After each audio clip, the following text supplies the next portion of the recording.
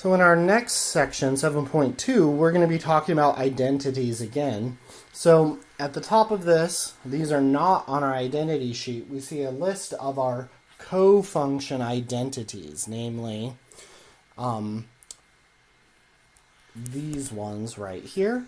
And they should remind you a bit of some of our shifting rules. One thing I do want to mention, because you may have never seen it before, at least in this form. So we've all seen the plus or minus that we have when we did things like the quadratic formula.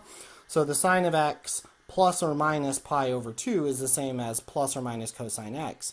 But we'll notice in the one over here, in the cosine of x, we have plus or minus pi over 2 equals minus plus.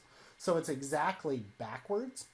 And what that means is that when we're looking at this, the plus pairs with the minus, and the minus pairs with the plus. So if you have the cosine of x plus pi over 2, it's going to be negative sine x. And if you have cosine of x minus pi over 2, it's going to be the positive sine x. So the minus plus takes on the opposite sign of plus minus. So we're going to see an example of that very shortly. So it says find an equivalent expression for cotangent of x plus pi over 2. And you're like, well, Professor Peterson, there is no identity for x plus pi over 2 for cotangent. Well, that's true, but we do know by definition what cotangent is. So by definition,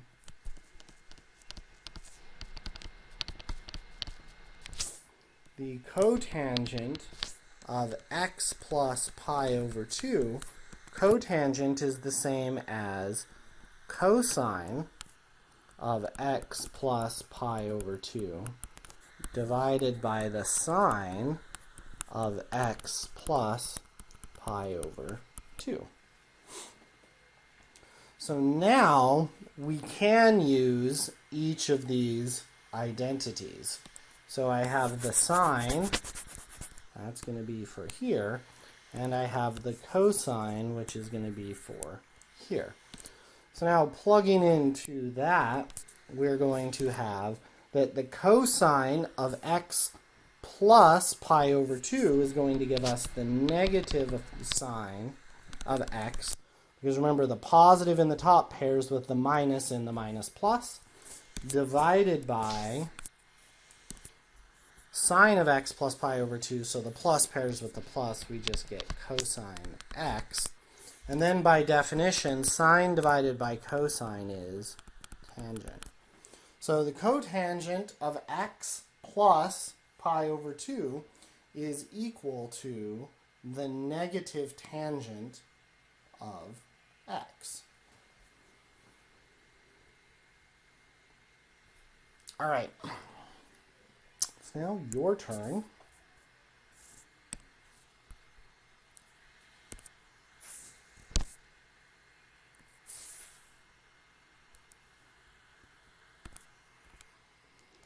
So let's go ahead and take a look at this. So you're going to be using the same co-function identities for these, and you may want to remember, because once again there is no cosecant. Actually, I lied. That there is almost a cosecant there, but you might want to remember cosecant as a reciprocal identity is 1 over sine theta is equal to cosecant. So 1 over sine theta is equal to the cosecant of theta. All right, so using the hint, we can rewrite negative 3. Cosecant is the same as 1 over sine, so it's going to be the same as 3 over the sine of x minus pi over 2, which then is going to be negative 3 over, and if we use our identity, the sine of x minus pi over 2 is going to be negative cosine x.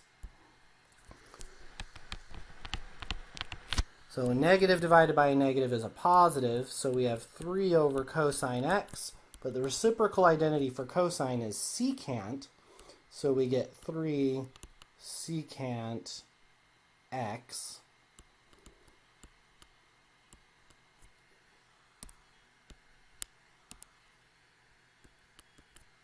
for our final solution.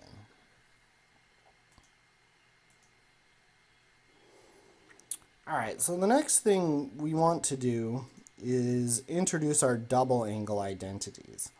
And it turns out that the double angle identities are just the sum identities used again and again and again.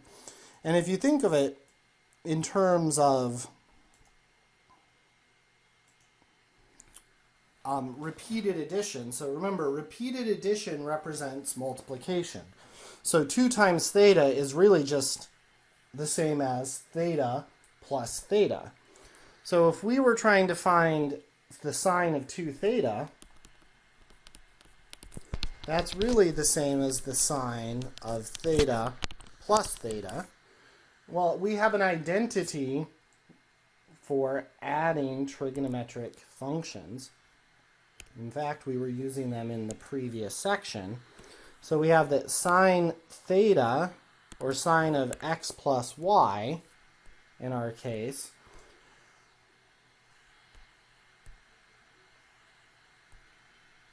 is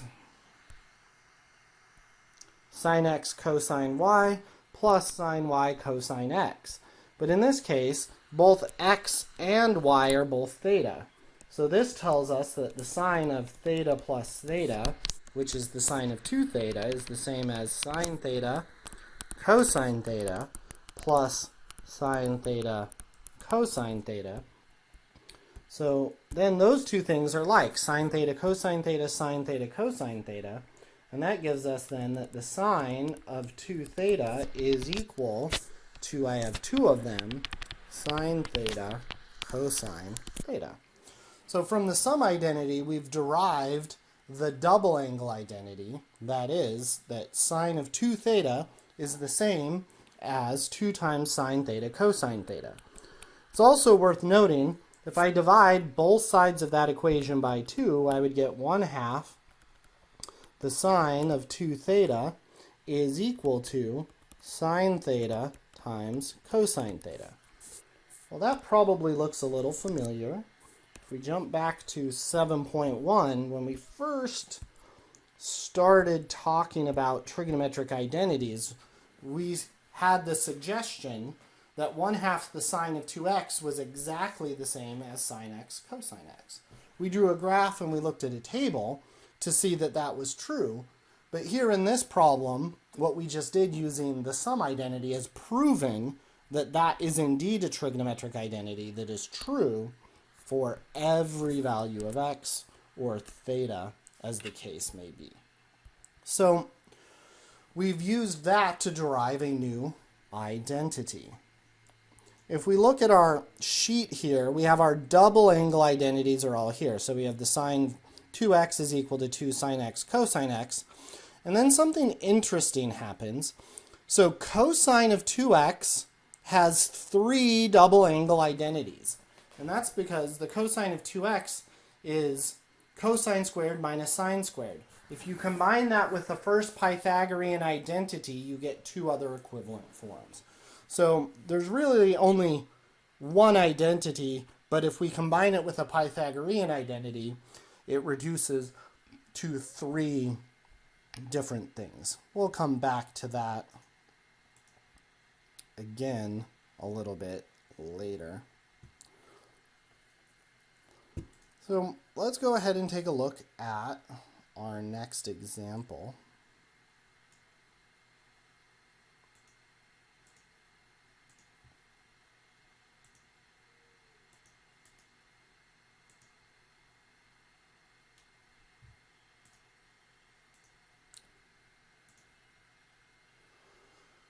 So, example, if sine theta equals negative 2/3 and theta is in quadrant 4, find the sine of 2 theta, the sine of or cosine of 2 theta, and the tangent of 2 theta. So let's draw a sketch to help us out. So if we were to draw our sketch, we know our triangle is going to be down here in quadrant 4. So our reference angle, which isn't going to be the same as theta, is right here. And sine is opposite over hypotenuse. And in quadrant 4, we know our y value is negative. So this is going to be negative 2, and this is going to be 3. So we need to figure out our x value. So by the Pythagorean theorem, x squared plus negative 2 squared is equal to 3 squared, which gives us x squared plus 4 is equal to 9. So we minus 4, and we get x squared equals 5, and that gives us x is equal to plus or minus the square root of 5. Since we know we're in quadrant 4, we know x is positive, so we take the positive square root, so it's going to be the square root of 5. So now we wish to find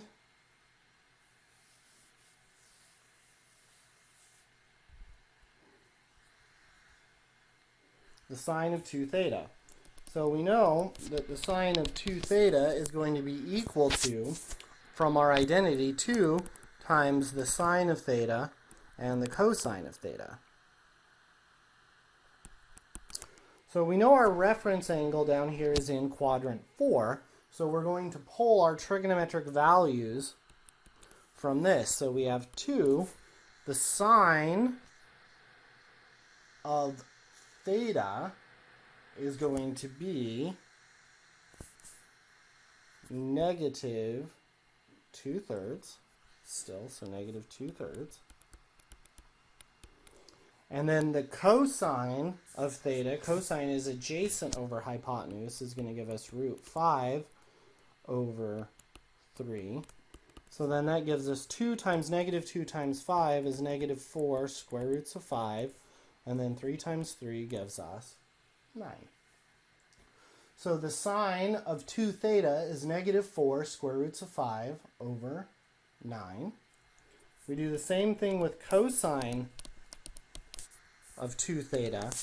So if we go back and we look at our identities, remember we have 3 choices, so it doesn't matter which one of these we use. So you're going to get the same answer regardless of which of these you pick.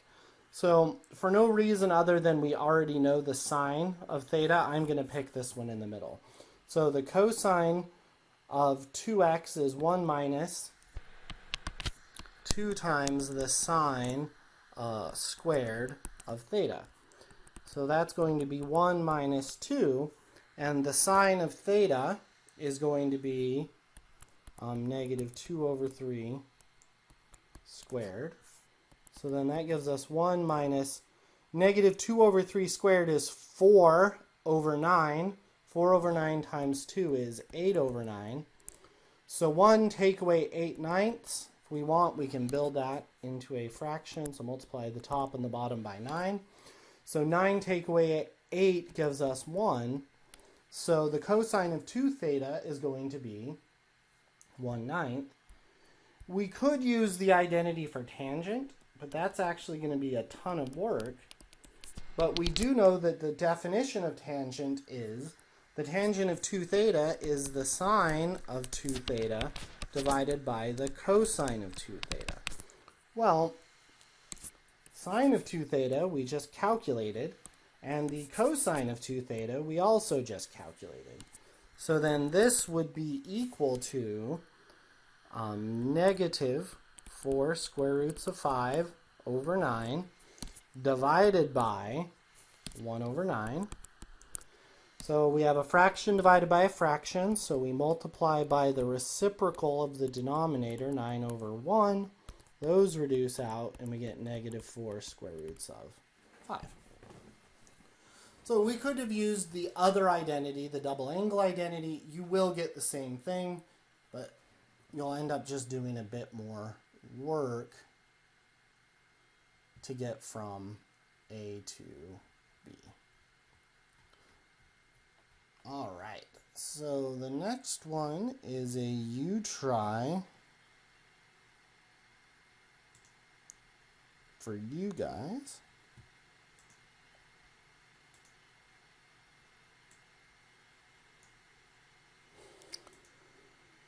So it's going to want you to replicate this process. So we have the cosine of theta is equal to -1/5, and theta is in quadrant 2. Find the sine of 2 theta, cosine 2 theta, and the tangent of 2. So since we're in quadrant 2, we can draw a reference triangle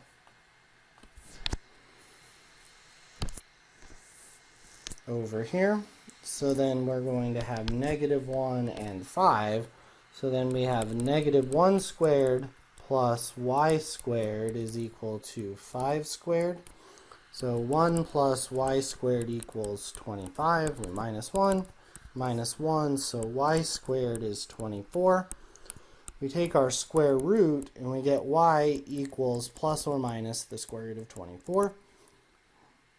So one thing we can do is 24 is the same as 4 times 6. So we can break this down into square root of 4 times the square root of 6, and the square root of 4 is 2. So that's going to reduce down to 2 square roots of 6. In quadrant 2, y is positive, so we get the positive root, so 2 square roots of 6. So then sine 2 theta is going to be 2 sine theta cosine theta, so that's 2. The sine of theta is going to be opposite over hypotenuse, so 2 square roots of 6 over 5 times the cosine of theta is going to be adjacent over hypotenuse, which is -1 over 5. So we get -4 square roots of 6 over 25. Similarly, for cosine 2 theta, we have those 3 choices. This time I'm going to use 2 times the cosine squared of theta minus 1. If you use any of the other 2, you get exactly the same thing. So that's 2 times -1/5 squared, take away 1, gives us -1/5 squared is 1 over 25 times 2. So that's 2 over 25. Take away 1, which we can make into a fraction with a denominator of 25. So 2 take away 25 gives us -23 over 25. And then similar to what we did in the last one, the tangent of 2 theta is going to be the sine divided by the cosine. So -4 square roots of 6 over 25 divided by -23 over 25 gives us -4 square roots of 6 over 25 times 25 over 23. Those reduce out. Sorry, and we have 2 negatives, and a negative and negative make it a positive. So we get 4 square roots of 6 all over 23 for our solution. All right. So last thing we want to talk about is our half-angle identities and how we can use them.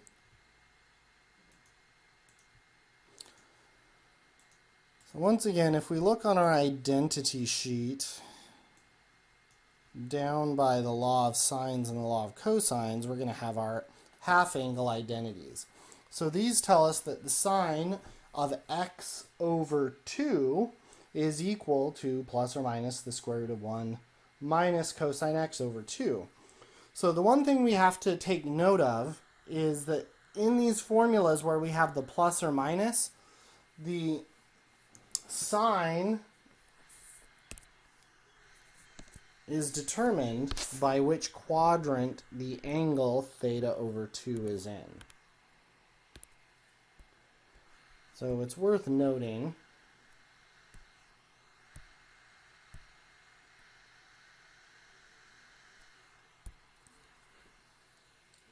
we choose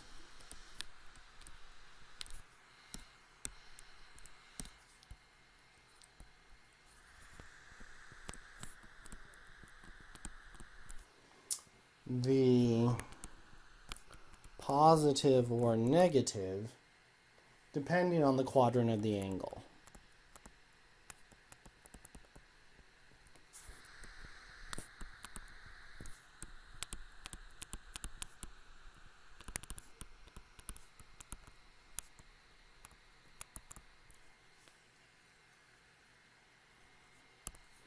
So that is what quadrant is x over 2 in?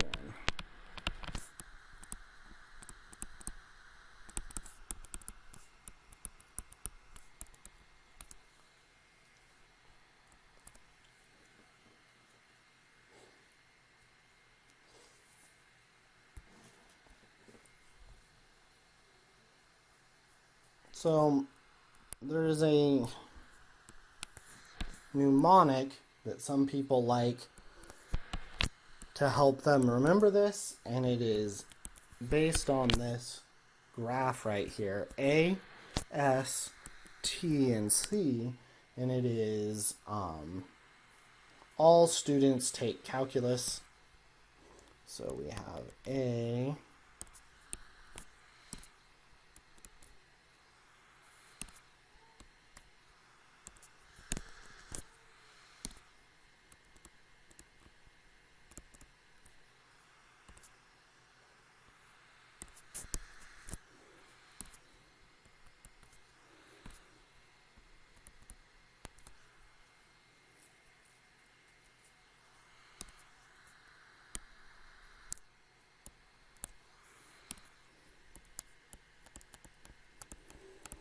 and this tells us the quadrants that are positive. So the trig functions, the A stands for all trigonometric functions are positive here. In quadrant 2, sine is positive. In quadrant 3, tangent is positive. And in quadrant 4, cosine is positive. So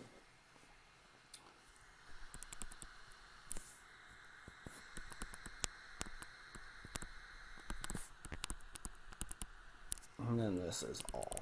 So this tells us the quadrants where the trigonometric functions are positive, which will help with what we're doing here. So back to our regularly scheduled problem, find the exact value of the sine of negative pi over 8. I'm going to clip this again so I don't have to scroll around so much.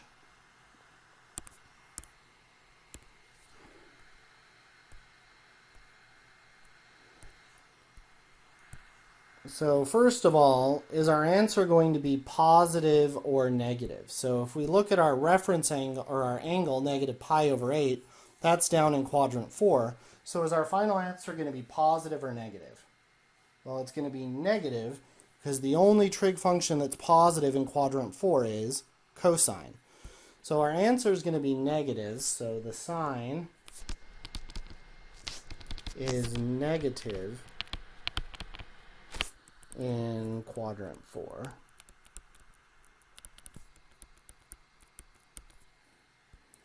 So now we need to figure out something that we can use in our identity. So it's worth noting that negative pi divided by 4, all divided by 2, well, we could make that into a fraction if we wanted, is the same as negative pi over 4 times 1 over 2 equals negative pi over 8.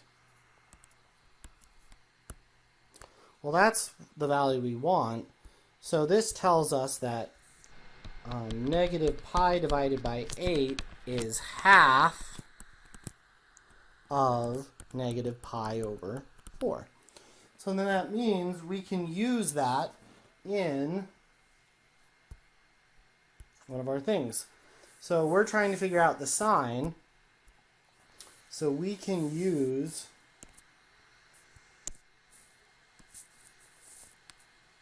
this half angle identity right here.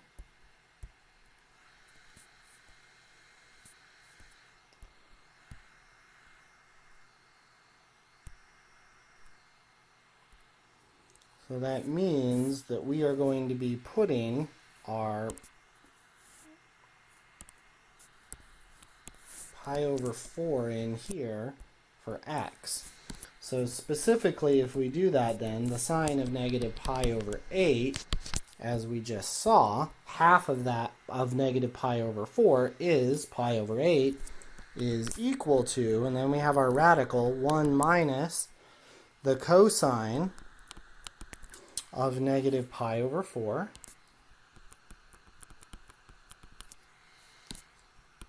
all divided by 2. Then we know, since sine is negative in quadrant 4, we are going to pick the negative.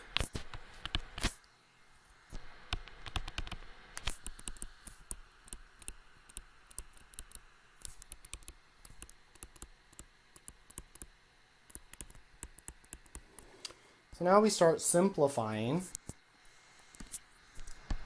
We have our negative, we have 1 minus, and the cosine of negative pi over 4,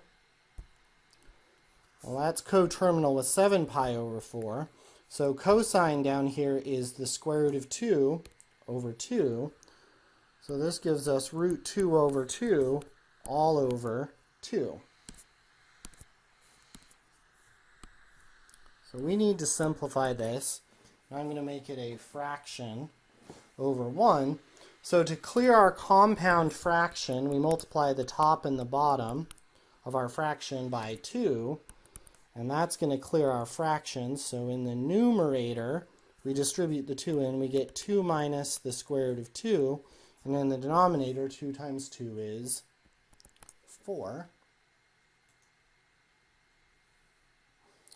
So then finally, we get that the sign of negative pi divided by 8 is equal to the negative square root of 2 minus the square root of 2 all over 2. Well, let's go ahead and double check that with our calculator, make sure that we're correct. So once again, if we go sine of negative pi over 8, we get this value, and if I go negative square root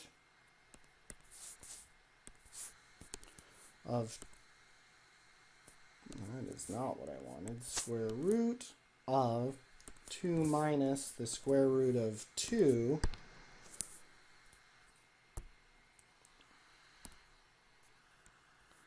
so sorry, I have a typo here, let's go back. This, in the denominator, what's the square root of 4? 2. So it should be a square root of 2. But the 2 shouldn't really be in the radical, so I'm going to leave it as a 4. And we'll see that we get the same thing. If I did rewrite it the other way, where I had negative square root of 2 minus the square root of 2,